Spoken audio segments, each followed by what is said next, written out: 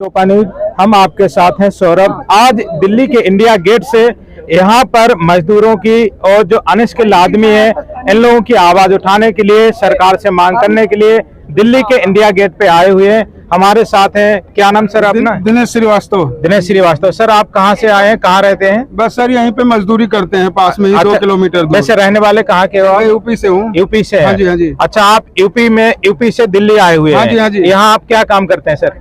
यहाँ पे सर मजदूरी करते हैं। क्या सैलरी, पेमेंट या दिहाड़ी क्या मिलता है आपको? मिल जाता है सर 200-300 रुपए। 200-300 रुपए? हाँ जी। तो कभी आपने मांग नहीं की सरकार से? आपने किसी संगठन के द्वारा? वहाँ मांग की थी तो योगी बाबा ने कहा कुछ मिला नहीं, तो हमने कहा अरे वहाँ पे योगी बाबा ने देखो गोरखपुर मंदिर बना दिया, राम मंदिर बना दिया। एक बात मुझे बताओ सर, आप गोदी मीडिया तो नहीं दिखाओगे ना, चैनल में पक्का है ना? सुनो हमारी बात। बहुत सारे गोदी मीडिया घूम रहे हैं सर, इसलिए कोई भरोसा नहीं होता। सुनो, पहले बात सुनो। हाँ जी। अभी हमने इंट्रोडक्शन क्या दिया? हाँ जी, हाँ जी। नहीं वो सारे क्या दिया?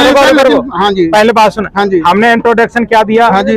कि कम पढ़े लिखे मजदूर लोगों की आवाज उठाने के लिए। जी जी जी। बोला ना? हाँ जी, हाँ जी। बोला। तो बस फिर आप समझ जाओ, फिर गोदी मीडिया का तो कोई सवाल ही नहीं। सर मैं क्या करूँ, ये जितनी मीडिया वाले हैं ना, एक आध मीडिया वाले चैनल को छोड़ के बाकी सब हम डूब चुके हैं। बस खाली वो थोड़ा सा बाल नजर आ रहा है, बाकी सब डूब गया है। हाँ बिल्कुल यही बात समझाने आए। देखो जी, जब तक पेट में दाना होगा जी जी जी, तब तक आप राम अल्लाह कुछ ही बोल लो। जी जी जी। और दाना नहीं होगा तो कहाँ से शब्द निकलेंगे?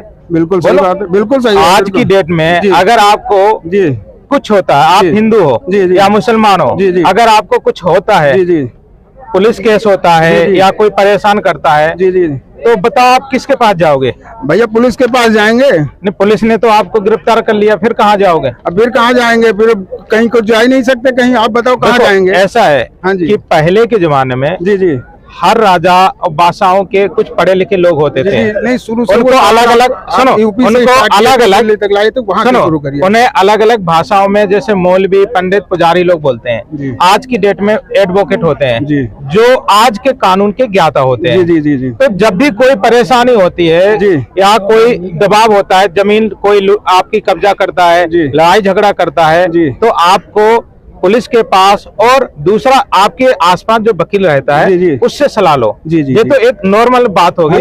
लेकिन हमें आप ये बताओ, आप यहाँ कितने दिनों से काम कर रहे हो और आपकी सैलरी क्यों नहीं बढ़ी और परमानेंट आप क्यों नहीं हुए? क्योंकि परमानेंट इसलिए नहीं हुए क्योंकि सरकार वैसा कोई काम ही नहीं कर रही है। सरकार जिसको करना चाहिए वो कुछ कर नहीं रही है ना। वो तो हिंदू मुस्लिम करने में लगी हुई है।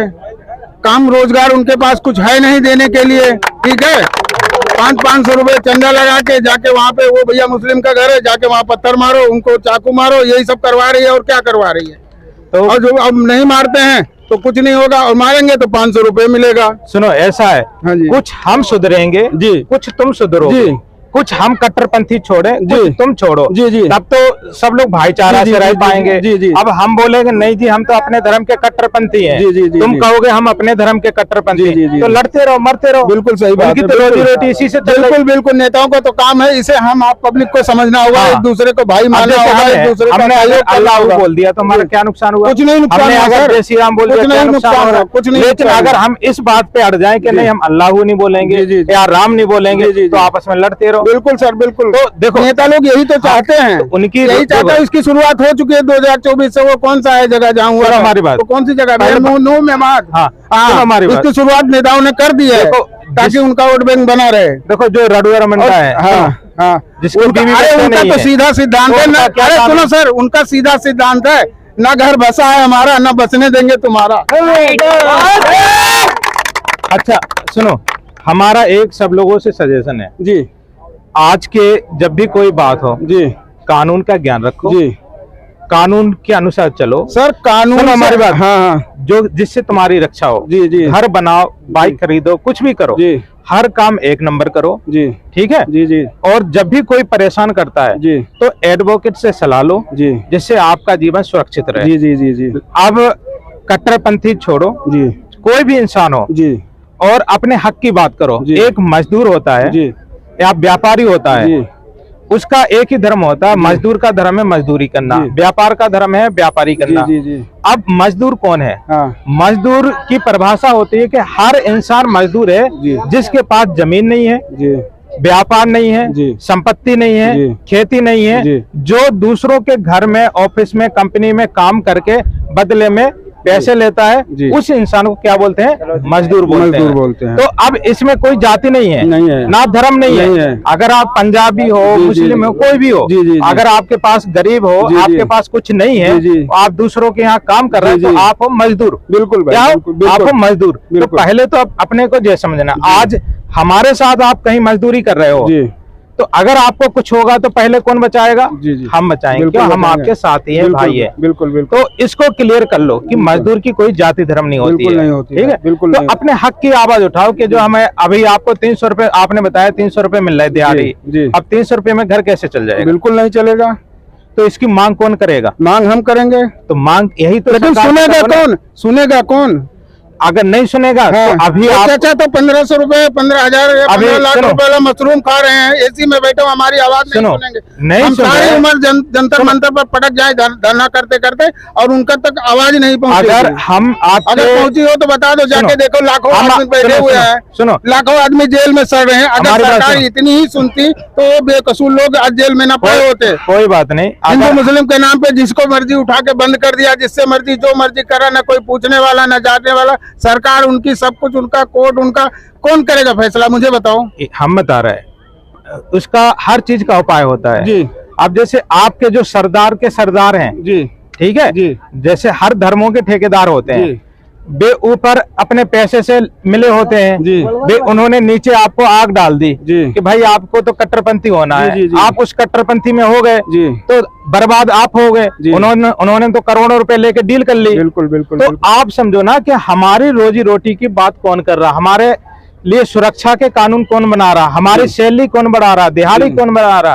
अब जो जिसके घर नहीं है, ना परिवार नहीं है, बीवी बच्चे नहीं है, उनका बिजनेस ही नफरत से चल रहा है, तो उनको बदलने का मौका है ना। सुनाए तो 6 महीने बाद, सुनने वाला ही नहीं सुन रहा है तो सुनाए। सुनो, 6 महीने बाद आप लोगों के पास मौका है बदलने का। लोकसभा का चुनाव आ रहा है, आपको अगर अच्छा नहीं लग रहा तो चेंज करो। अरे सर चेंज कहाँ करें? बेरोजगारी इतनी है, इनको 2000 मिल जाएंगे, उनको 2000, ऐसे करके खूब पैसे बढ़ जाएंगे और वोट दिलवा लेंगे। सुनो हमारी बात, वो लाल गमछा वाले घूम रहे हैं, उनसे थोड़ा बच के आप भी रहिएगा। सुनो हमारी बात, बड़े खतरनाक लोग हैं वो। हमारी बात सुनो, यहाँ जब भी कोई बात होती है, हर किसी को जब परेशानी होता है जब वो कुछ ज्यादा ही कट्टरपंथी हो जाए। जी। अब हम कोई कट्टरपंथी नहीं है, हम सबसे बड़ा कानून मानने वाले। आदमी पढ़ लिख के नौकरी योग्य है, उसको नौकरी नहीं मिल रही है, बेचारा परेशान है, तो आखिर अपना घर चलाने के लिए कुछ न कुछ रोटी तो हर आदमी खाना चाहेगा, चाहे वो कुछ भी काम करेगा, पर पेट तो वो भी अपना पालेगा। नौकरी है नहीं, काम धंधे है नहीं, तो यही सब होगा ना। पैसे कमाने के लिए आदमी करेगा क्या? बताओ सर आप। तो यही एक चीज अपने आप को लाओ कि जो हमारी सैलरी की बात करे, दिहाड़ी की बात करे, जो बाकी लोग है वे साइड हो जाओ।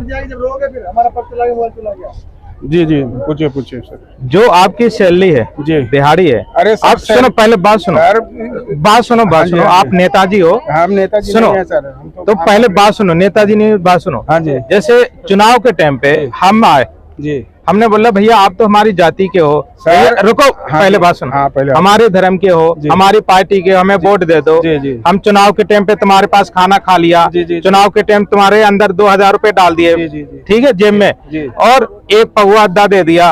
अब अगर उसमें तुम बिक जाओगे या हम बिक जाएंगे तो हमारा जीवन कैसे सुधरेगा? आप सर अपने मुद्दे उठाओ कि हमारी जो सब कुछ गांव में दिहाड़ी दे, काम दे, सैलरी दे, उसको वोट देंगे। सर हम आपकी बात सब कुछ समझ गए, लेकिन बात यहाँ पे ये है कि बटन तो हम वही दबा रहे हैं जो हमारी जरूरत है, मगर वो बटन वाला सिस्टम कहाँ जाके दब रहा है यही नहीं समझ में।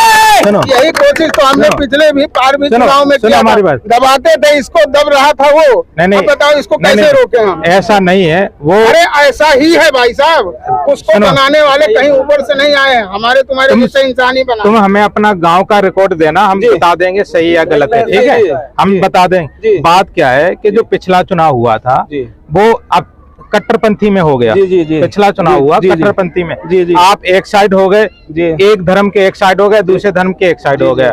अब दूसरे धर्म की जनसंख्या ज्यादा है, वे जीत गए, बात खत्म। अरे छोटी सी चीज, जनसंख्या नहीं कहीं ज्यादा है, वो सब एवीएम का कमाल है भैया, एवीएम का। सुनो, ठीक है, एवीएम सारा काम कर रही है। हमें एक बात, हाँ, रुको हमें, संख्या कहाँ से आएगी? हाँ, अरे उसके और भी तो परिवार हैं। अरे कौन है परिवार है? अपनी बहू छोड़ रखी। अरे भैया मैंने पहले ही बताया ना, घर बसा है तुम्हारा, ना बसने देंगे तुम्हारा।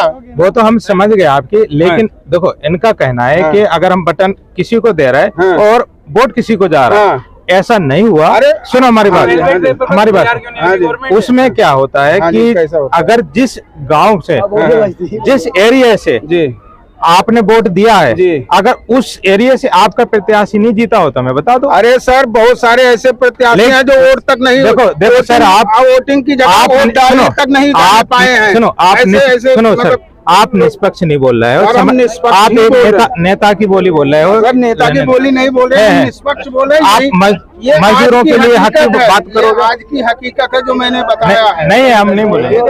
इस साइड आओ, निष्पक्ष